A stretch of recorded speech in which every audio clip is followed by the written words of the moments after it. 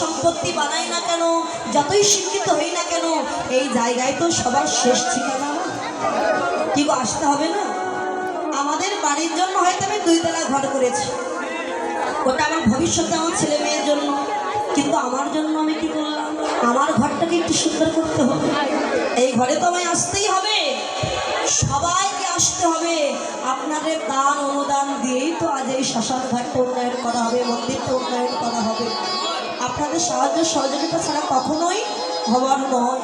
তাই আপনাদের চরণ ধরে নিবেদন করছি, এতদিন আপনারা যা খরচ করেছেন খরচই হয়ে গেছে, কিন্তু আজকে যখন এই মন্দির উন্নয়নের জন্য, শ্মশান ঘাট নির্মাণের জন্য, উন্নয়নের জন্য আপনারা যা দান করবেন সেটা আমার গোবিন্দের খাতায় জমা হয়ে থাকে। তাই এমন কিছু দান করুন, আপনার দান দিয়ে যাতে হয় ভক্ত সেবা হয়, তাহলে মন্দির উন্নয়নের কাজে কিছু না কিছু একটা করা যায়। আপনারা সকলে দান করবেন। এই দান আপনাদের কোনো দিন বিফল হবে, কখনোই বিফল হওয়ার নয়। আপনাদের সামর্থ্য অনুযায়ী দান করে।